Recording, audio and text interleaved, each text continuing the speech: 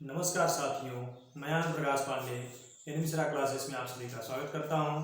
जैसा कि हम लोग अध्ययन कर रहे हैं डीएलएड प्रथम सेमेस्टर का जो आपका साइंस टीचिंग है, विज्ञान शिक्षण है, इसको हम लोग अध्ययन कर रहे हैं।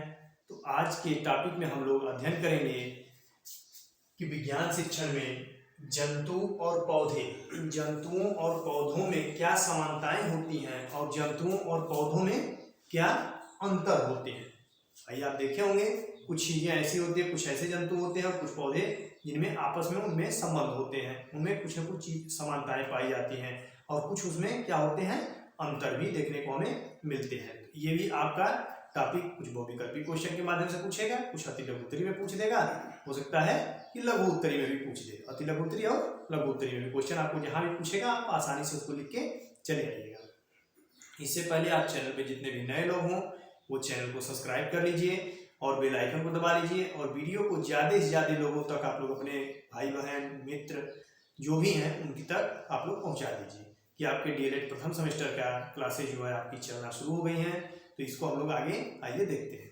तो देखिए, सबसे पहले अगर हम बात करें कि विज्ञान शिक्षण में कि जंतु और पौधों में क्या क्या समानताएं पाई जाती है, तो अगर हम समानता की बात करेंगे तो सबसे पहले अगर हम समानता को देखें तो लिखा हुआ है, आपको देखिए नोट्स देते हुए चलना है। आप अगर नोट्स अपना बनाते चलेंगे, फिर अपना नोट्स करते चलेंगे तो आपको लास्ट में पेपर के समय बहुत ही लाभदायक सिद्ध होगा। इसलिए कि आप जब नोट्स बनाए रहेंगे तो पेपर के समय में रिवाइज आप करेंगे तो बहुत तेजी के साथ आप रिवाइज कर लेंगे। या एक एक दिन में होता क्या है उस समय पेपर के समय कि एक एक दिन में दो दो तीन तीन पेपर करा लेते हैं।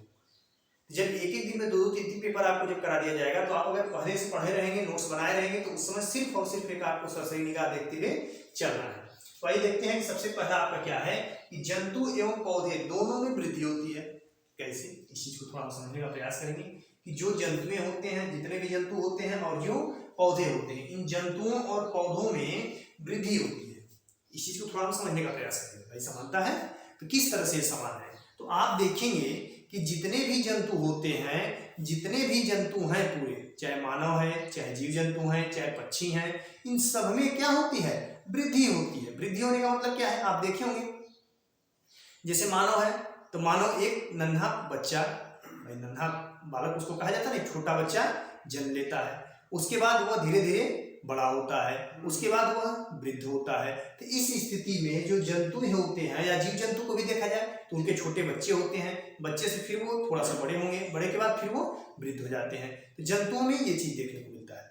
पेड़ पौधे में वृद्धि कैसे होती है, तो पेड़ पौधों में जो वृद्धि होती है तो पेड़ पौधों को भी आप देखेंगे कि एक छोटा सा बीज होता है और उन बीज के माध्यम से हम जब उस बीज को जब जमीन में मिट्टी में जब हम उसको बो देते हैं, उसमें जब खाद पानी जब दे देते हैं तो वह बीज से धीरे धीरे आप देखते हैं पेड़ बनता है, छोटा सा पेड़ बनेगा, उसके बाद एक थोड़ा सा पेड़ बड़ा बनेगा, उसमें फिर वो मोटा होगा।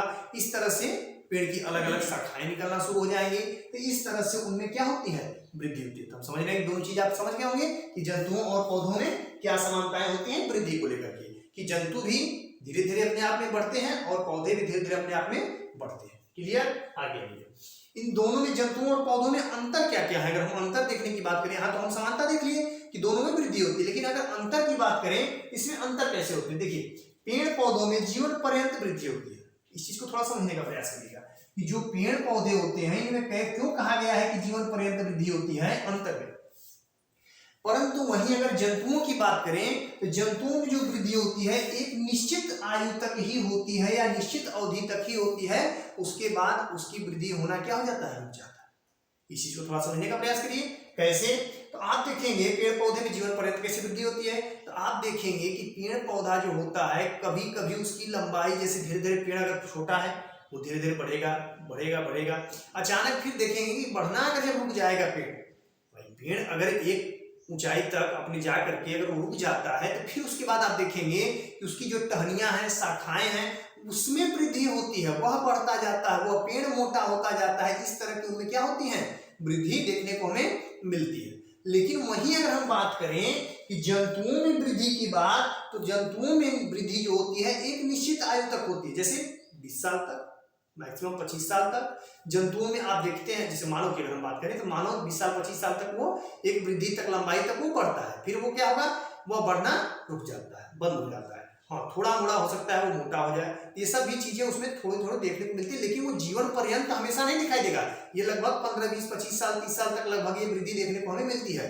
तो थोड़ा लंबा होगा, मोटा होगा, उसके हाथ पैर थोड़े, लेकिन ऐसा नहीं हम वहां पे कह सकते हैं कि अगर हम मानव का चाहे किसी भी जीव जंतु का अगर 4 पैर है या 2 पैर है तो 2 से, अगर मानव का 2 पैर है तो 2 से 4 हो जाता है, या जैसे मानव का 2 हाथ है तो 2 से 4 हाथ हो जाते हैं, या सिर है तो सिर 2 से 4, ऐसा नहीं हमें देखने को मिलता है वृद्धि। यहाँ पे क्या है, क्यों कहा गया है कि पेड़ पौधों में जो वृद्धि होती है वो जीवन पर्यंत होती है, कि पेड़ पौधे के अलग अलग नई नई शाखाएं आती रहती हैं, उनमें वृद्धि होती रहती है, लेकिन जंतुओं में ऐसा वृद्धि नहीं देखने को मिलता है। एक बार जो मानव के वो जो प्रकृति के द्वारा बढ़ा दिया गया, 2 हाथ 2 पैर, आंख नाक जो भी, उसी में एक लंबाई तक उनमें वृद्धि होती है, फिर उसके बाद वो क्या हो जाती है, रुक जाती है। आप दोनों समझ गए होंगे समानता क्या होते हैं और अंतर क्या होते हैं। आइए अगला हम लोग देखते हैं जंतुओं और पौधों में समानता क्या है। पौधे एवं जंतु दोनों में गति होती है। टॉपिक आप समझ जाएंगे तो आप आराम से जितना बढ़ा चढ़ा के उसमें लिखना चाहें, जितना उदाहरण आप देना चाहें, एग्जाम्पल देना चाहें, आप उसमें लिख सकते हैं, कोई आपको दिक्कत नहीं होगी। तो आइए हम लोग देखते हैं कि पेड़ पौधे या पौधे एवं जंतुओं दोनों में गति होती है। सही भी बात है, आपको अभी भी हम बातों समझा भी चुके हैं कि जितने भी जीव जंतु होते हैं या जितने भी पेड़ पौधे होते हैं उनमें सब में गति होती है। देखिए कैसे, जैसे जो जानवर होते हैं, पशु पक्षी जो होते हैं, उनमें क्या होती है, उनमें गति होती है। गति का मतलब क्या है कि वह एक स्थान से दूसरे स्थान पे क्या होते हैं, वह चल सकते हैं। जीव जंतु क्या करते हैं, एक स्थान से दूसरे स्थान में चलते हैं, जाते हैं। लेकिन वहीं अगर पेड़ पौधों की बात करें तो मैंने तो कहा, आप कहेंगे कि पेड़ पौधे तो नहीं चलते हैं, आप यही कहेंगे ना कि पेड़ पौधे तो सब नहीं चलते हैं, जीव जंतु भले चलते हैं, मानव भले चलते हैं, पक्षियां भले उड़ते हैं, तो उनमें गति तो होती है। अगर पक्षियों की बात करें तो पक्षी को भी देखेंगे कि एक स्थान दूसरे स्थान में पक्षी चले जाते हैं। जीव जंतु जितने भी होते हैं वो सबके सब एक स्थान दूसरे स्थान पर चले जाते हैं। मानव भी जो है ये भी एक स्थान से दूसरे स्थान पर चला जाता है, तो मानव भी हमारे जीव जंतु में ही आ जाएंगे। ये तो सबके सब गति करते हैं, एक स्थान दूसरे स्थान पे जाते हैं, इनमें तो गति होती है, देखने को मिलता है। लेकिन पेड़ पौधों में कहाँ गति होती है, तो भाई पेड़ पौधों की गति, एक स्थान से दूसरे स्थान पे पेड़ पौधे जा तो नहीं सकते हैं, लेकिन पेड़ पौधों की गति अगर हम देखें तो वह पेड़ सबसे छोटा होता है, फिर वो बढ़ करके बड़ा होता है, फिर वो बढ़ के बड़ा होता है। एक उनमें गति हमें जो देखने को मिलती है वह धीरे धीरे बढ़ा जाए, तो वही एक गति के अंतर्गत ही आएगा। तो वो एक स्थान पे रुक करके ही, अच्छा ऐसा नहीं कि पेड़ पौधा सिर्फ ऊपर ही लंबाई में बढ़ता जाता है, जमीन के ऊपर ही बढ़ता है। जमीन के नीचे भी आप देखेंगे कि पेड़ पौधे की जो जड़ें होती हैं, वह जड़ों में आप देखेंगे कि काफी अंदर तक जमीन की हमें जड़ें दिखाई देती हैं। आप अगर पेड़ पौधों को काटना शुरू करिए या उनके अगर जड़ों का अंदर जाने का प्रयास करिए, जड़ बहुत लंबे लंबे पेड़, जैसे बरगद का पेड़ देखिए, उनकी जड़ें बहुत ही अंदर तक गई होती है। पीपल का पेड़ देखिए, उसकी जड़ें जो होती है बहुत अंदर तक। नीम का पेड़ देखिए, बहुत दूर दूर तक फैली हुई होती हैं। तो उनकी गति भी, अगर वो चल तो नहीं सकते हैं, लेकिन उनकी गति का मतलब कि उनके जड़ें, उनकी शाखाएं, उनके तनाएं सब आपस में वृद्धि करती हैं, सब में गति होती है। आगे आइए, जंतुओं और पौधों में क्या अंतर है अगर देखा जाए यहाँ पे, अगर हम यहाँ पे गति के मामले में अगर हम यहाँ पे देखें कि इन दोनों में क्या अंतर है, तो अंतर क्या देखने को मिला है, जंतु एक स्थान से दूसरे स्थान पर जा सकते हैं। अभी जो मैं बातें समझाया आपको, यहाँ समानता क्या देखने को मिला कि जंतु एक स्थान दूसरे स्थान पर जाते हैं और पेड़ पौधे एक स्थान पे तो नहीं जाते हैं, लेकिन समानता ये देखने को मिलता है कि उस तरह से गति भी होती है, इनके भी पेड़ पौधे भी गति अपना करते हैं, उनकी शाखाएं धीरे धीरे बढ़ती है। जंतु एक स्थान, लेकिन अंतर की अगर यही बात करें तो वही बात यहाँ पे आ जाएगा कि एक स्थान से दूसरे स्थान पर जंतु तो क्या होते हैं, चलते हैं या जा सकते हैं, परंतु पौधे अपनी स्थान पर स्थित होते हैं। यही इनमें क्या आ जाएगा, अंतर आ जाएगा। आप अगर अंतर की बात करेंगे तो ये एक स्थान पे ही क्या हो जाएंगे, स्थिर हो जाएंगे। क्लियर है। आगे जंतु एवं पौधे दोनों को भोजन की आवश्यकता होती है, ये भी सही बात है कि अगर पेड़ पौधे होंगे तब भी और जीव जंतु होंगे तब भी, चाहे कोई भी जंतु हो, पक्षी हो, जीव जंतु हो, मानव हो, किसी भी जंतु की अगर आप बात करिए तो उनको भोजन की आवश्यकता हमें होती है। तो अगर जीव जंतुओं को भोजन की आवश्यकता होती है, उसी तरह से अगर हम बात करें पेड़ पौधों की, तो पेड़ पौधों को भी भोजन की आवश्यकता होती है। लेकिन इनमें अंतर, भाई पेड़, पहले थोड़ा समझ लीजिए, पेड़ पौधों में भोजन की आवश्यकता होती है, पेड़ पौधे भी अपना भोजन, उनको भी भोजन की आवश्यकता होती है, उनको भी खनिज लवण की आवश्यकता होती है। वो भी अपने जड़ों से पानी लेते हैं, खींचते हैं अंदर जमीन से, खनिज पदार्थ अपने जड़ों से लेते हैं, प्रकाश संश्लेषण सूर्य से प्रकाश लेते हैं, अपना भोजन स्वयं बनाते हैं। अगर हम अंतर की बात करें जीव जंतुओं और पौधों में, तो यहाँ पे देखिए पौधे अपना भोजन स्वयं बनाते हैं। ये चीज थोड़ा सा यहाँ पे अंतर में आ जाएगा, वही चीज आप नोट के लिख देंगे कि पेड़ पौधे और जीव जंतु भोजन की आवश्यकता दोनों को होती है, परंतु जब अंतर की बात होगा तो पेड़ पौधे अपना भोजन स्वयं बनाते हैं। और स्वयं कैसे बनाते हैं? तो जमीन से, धरती से, मिट्टी, उनको खनिज लवण मिल जाता है, वहां से पानी ले लेते हैं, प्रकाश संश्लेषण के माध्यम से, सूर्य के प्रकाश के माध्यम से प्रकाश संश्लेषण की क्रिया करके अपना भोजन बना लेते हैं। क्लियर हो गया? तो ये अपना भोजन स्वयं बनाते हैं, परंतु यहीं पे अगर हम जीव जंतुओं की बात करें तो जीव जंतु अपना भोजन स्वयं नहीं बनाते। मानव है, आप लोग विद्यार्थी हैं, आप लोग तुरंत कर देंगे हम तो अपना भोजन स्वयं बना लेते हैं। कैसे बना लेते हैं भाई? आप अगर इस चीज का ध्यान दीजिए तो आप भी अपना भोजन स्वयं नहीं बना पाते हैं। आपको अपना भोजन करने के लिए, अपने भोजन प्राप्त करने के लिए आपको बहुत सारी ऐसी सामग्रियां होती हैं जिनकी जरूरत पड़ती है। सबसे पहले ईंधन की जरूरत पड़ेगी। आज के समय में गैस सिलेंडर चूल्हा भी आ गया है, तो गैस सिलेंडर चूल्हा की भी आपको आवश्यकता करना पड़ेगा, आपको उसका प्रबंध करना पड़ेगा। आप अगर चूल्हे पे बना रहे हैं, लकड़ी से बना रहे हैं, तो उस लकड़ी का भी, ईंधन का भी आपको क्या करना पड़ेगा? प्रबंध करना पड़ेगा। आपको उसको जुगाड़ना मतलब कहा जाता है जुगाड़ बनाना, तो आपको उसको जुटाना पड़ेगा। उसके बाद अगर हम बात करें, जीव जंतु अपने लिए भोजन स्वयं नहीं बनाते हैं, परंतु पेड़ पौधे या अन्य जंतुओं पर वह क्या करते हैं? निर्भर होते हैं। जीव जंतु में आप बोला ना, आप जैसे कह देंगे कि हम तो अपना भोजन स्वयं बनाते हैं, नहीं बना पाते हैं। आपको अगर चावल भी बनाना है, दाल भी बनाना है, तो इन सब चावल दाल पेड़ पौधों से ही आता है। चावल और दाल ये सब कहां से आते हैं? पेड़ पौधे से ही आते हैं। और पेड़ पौधे से जब आते हैं, इसीलिए यहाँ पे लिखा गया है कि जीव जंतु अपना भोजन के लिए या अपना भोजन स्वयं नहीं बनाते हैं, या अपने भोजन के लिए पेड़ पौधे या अन्य जंतुओं पर निर्भर होते हैं। मैक्सिमम लोग आप देखे होंगे मांस खा जाते हैं। जितने जीव जंतु होते हैं वो दूसरे को मार के, अपने छोटे मोटे जानवरों को मार के खा जाते हैं, उनको मांसाहारी कहा जाता है। और पेड़ पौधों को इसीलिए क्या कहा जाता है? स्वपोषी, क्योंकि वो अपना भोजन स्वयं बनाते थे। ये सब क्वेश्चन भी आपके उठेगा कि स्वपोषी कौन है, विषमपोषी कौन है, मांसाहारी कौन है, ये सभी क्वेश्चन आपको मिलेगा, देखने को मिलेगा। इसी तरह से यहाँ पे क्या है कि जीव जंतु जो होते हैं अपना भोजन स्वयं न बना के किसी और के ऊपर निर्भर होते, या तो जंतुओं को खा जाते हैं मार के, और या तो पेड़ पौधों की पत्तियों को खाते हैं या उनके फल फूल को खाते हैं। सब मिला के पेड़ पौधे पे आश्रित होते हैं, जीव जंतुओं पे आश्रित होते हैं, लेकिन पेड़ पौधे किसी पे आश्रित नहीं होते। पेड़ पौधे अपना भोजन स्वयं बनाते हैं, प्रकाश संश्लेषण की क्रिया से अपना प्रकाश लेते हैं और नीचे से मिट्टी, खनिज जो भी होता है वहां से अपने जड़ों से वो खींच लेते हैं। इस तरह से ये बातें आपको समझ में आ गई, अंतर और यहाँ पे आवश्यकता होती है भोजन की। अगला पॉइंट अगर हम बात करें समानता की, तो जीव जंतु या जंतु एवं पौधे दोनों श्वसन क्रिया करते हैं। क्या करते हैं? पेड़ पौधे और जीव जंतु दोनों क्या करते हैं? श्वसन की क्रिया करते हैं। ध्यान समझिए कैसे करते हैं। जीव जंतु की बात अगर हम करें तो आपको पता है कि सभी जीव जंतु क्या करते हैं? ऑक्सीजन गैस को ग्रहण करते हैं। जितने भी जीव जंतु होते हैं, सब के सब जीव जंतु अपने फेफड़ा के माध्यम से अपने श्वसन की क्रिया करते हैं। जैसे जीव जंतु, अब आप कोई होगा वैसा पूछ लेगा कि मछलियां, हाँ मछलियों की अगर हम बात करें तो मछलियां भी श्वसन लेती है, श्वसन क्रिया करती है, ऑक्सीजन लेती है, लेकिन कहां से? तो जितने जीव जंतु होते हैं फेफड़े से या तो लेते हैं और या तो गलफड़ से, या उसी का नाम है गिल्स। तो मछली जो होती है वो अपने गिल्स के माध्यम से, अपने गलफड़ के माध्यम से अपनी श्वसन क्रिया करती है, ऑक्सीजन को अंदर लेती है। लेकिन ये तो क्रिया हो गई। और पेड़ पौधे क्या करते हैं? जब यही पेड़ पौधे कार्बन डाइऑक्साइड लेते हैं, पेड़ पौधे ऑक्सीजन गैस नहीं लेते हैं, पेड़ पौधे क्या करते हैं? कार्बन डाइऑक्साइड लेते हैं। लेकिन कहीं ना कहीं पेड़ पौधों को भी ऑक्सीजन, मतलब ऑक्सीजन श्वसन की जरूरत होती है, और जीव जंतुओं को भी श्वसन की जरूरत होती है, पड़ती है।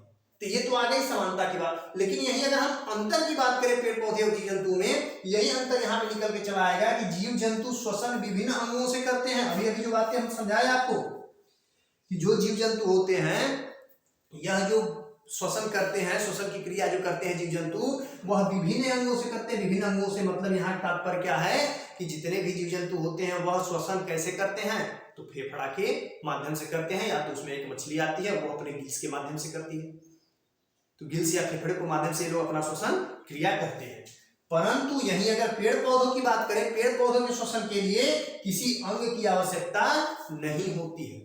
पेड़ पौधे किसी अंग से नहीं करेंगे, ऐसा नहीं कि वो सिर्फ तना से अपना श्वसन क्रिया करेंगे, ऐसा नहीं कि वो अपने जड़ों से श्वसन क्रिया करेंगे, नहीं, पेड़ पौधे अपना श्वसन मतलब अपना उनका जो पेड़ पौधों का जो श्वसन क्रिया होती है वह पत्तियों के माध्यम से वो स्वयं अपने कहाँ से कर ले उनका पता नहीं चलेगा, उनका कोई एक भाग निश्चित नहीं होता, पत्तियों से अपना वो शोषण कर लेंगे। तो इसलिए हम यहाँ पे कह सकते हैं कि पेड़ पौधों को शोषण करने के लिए किसी अंग की जरूरत नहीं पड़ती है, लेकिन जीव जंतुओं को शोषण क्रिया करने के लिए उनके लिए एक अंग की जरूरत पड़ती है, और वह अंग का नाम भी मैं आपको बता दे रहा हूँ। ये बहुविकल्पी क्वेश्चन भी आपसे पूछ सकता है, या अति लघुत्तरी में 1 नंबर में आपसे क्वेश्चन पूछ सकता है। तो आपसे पूछ लेगा कि मछली अपनी श्वसन क्रिया कैसे करती है, किस अंग से करती है। अब आप फंस जाएंगे, वहां पे कंफ्यूज जाएंगे, तो आप लिखेंगे गलफड़ के माध्यम से या तो गिल्स के माध्यम से। लेकिन यही अगर बात आऊगी मानव की, किसी जीव जंतु की, पक्षियों की, ये सब के सब पक्षी भी अपने क्या नाम है श्वसन क्रिया फेफड़ों के माध्यम से करती है। क्लियर हो गया दोनों पार्टी।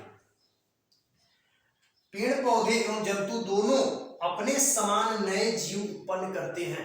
इस पॉइंट को भी ध्यान समझिएगा। देखिए ये सब पॉइंट हम आपको पीछे वाले जो लेक्चर जो आपका था मैक्सिमम हम इसमें पढ़ा चुके थे, लेकिन अब आपके सिलेबस में एक अलग टॉपिक दिया हुआ था, समानता और अंतर, इसलिए हम थोड़ा सा 2-4 पॉइंट और लेकर के आपको समझाने का प्रयास किए। बाकी हम पीछे जो पढ़ाए थे उसी में आपको मैक्सिमम चीजें सब बता चुके थे, तो आपको अलग से पढ़ाने की जरूरत नहीं थी। या इतना आसान यह है कि आप आराम से समानता और अंतर आप अपने से खुद से कर सकते हैं, आपको भी कोई दिक्कत नहीं होगी।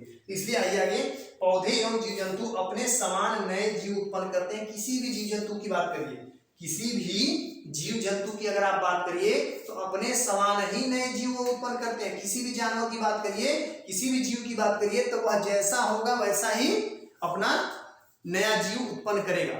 अब बात आएगी पेड़ पौधों की, तो पेड़ पौधों में अगर आप देखिए, अगर पौधा अगर आम का है, अगर बीज अगर आम का है, आम की गुठली देखते हैं आप जमीन के अंदर गाड़ देते हैं या फेंक देते हैं, कुछ दिनों के बाद बारिश होती है, आप देखते हैं उसी बीज में से, उसी गुठली में से धीरे धीरे छोटा सा आम का पेड़ निकलना शुरू होता है, और वही पेड़ धीरे धीरे बड़ा हो जाता है। तो हमारे कहने का यहाँ तात्पर्य है कि जीव जंतु हो चाहे पेड़ पौधे हों, ये सब कुछ यहाँ अगर जीव की बात होगा तो नए जीव, अगर जीव जंतुओं की बात होगा तो नया जीव उत्पन्न करेगा, तो अपने जैसा ही, अगर मानव का बच्चा होगा तो मानव ही, शेर का बच्चा है तो शेर ही, भालू का बच्चा है तो भालू ही, तो अपने जैसा ही उत्पन्न करते हैं जीव। और वही अगर पेड़ पौधों की बात करें तो पेड़ पौधा भी, अगर आम का पेड़ होगा तो आम के पेड़, आम का अगर बीज है तो आम का, गेहूं का बीज है तो गेहूं का पौधा वहां से उत्पन्न होगा, मटर का पौधा है तो मटर का, मतलब अगर मटर का अगर बीज है तो मटर का पौधा उत्पन्न होगा। तो अपने जैसे ही जीव उत्पन्न करते हैं, अपने जैसे ही पौधे उत्पन्न करते हैं, ये आपके समानता आ गया। परंतु यही अगर हम पौधे और जंतुओं में अंतर की बात करेंगे तो लिखा हुआ है यहाँ नोट्स में, देखिए क्या लिखा हुआ है कि जीव जंतु या तो अंडे देते हैं, ये भी सही बात है, कुछ ऐसे जीव जंतु होते हैं जो कि अंडे देते हैं और कुछ ऐसे जीव जंतु होते हैं जो कि बच्चे देते हैं। तो अपने जीव जंतु जो हैं या तो वह अंडे देते हैं या अंडे के माध्यम से अपने प्रजनन क्रिया करते हैं, या तो बच्चों को जन्म देते हैं, या तो बच्चे को जन्म देगा और या तो अंडों के माध्यम से अपने जन्म देंगे, अपने प्रजनन किया आगे क्रिया उनके जैसा ही जीव उत्पन्न होगा।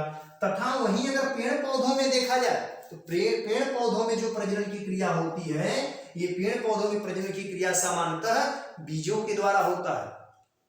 उसी पेड़ पौधे का, जैसे मैं आपको बताया कि आम की जो गुठली होती है, आम का जो बीज होता है तो आम का ही पेड़ देगा, तो उनके जो क्रिया जो होंगे वह किसके द्वारा होता है, तो वह बीजों के माध्यम से होता है। तो इसका एक बार आप स्क्रीनशॉट पूरा ले लीजिए। आपको जो कुछ भी न समझ में आता हो आप तुरंत वहीं कमेंट बॉक्स में आप कमेंट करिए। आपको जो भी शब्द, जो भी टॉपिक, जो भी क्लियर नहीं हो रहा हो उसमें पढ़ाई हुए में, तो आप उसको तुरंत कमेंट बॉक्स में आप कमेंट करिए। और अपने भाई बहन, दोस्त मित्र सभी को ज्यादा से ज्यादा वीडियो आप शेयर करिए, ताकि हमें भी पुनर्बलन मिले, हमें भी उत्साह मिले, ताकि हम आपको पेपर से पहले जल्दी से जल्दी आपका सिलेबस हम खत्म करा दें, ताकि आप लोग भी उससे लाभान्वित हो सके।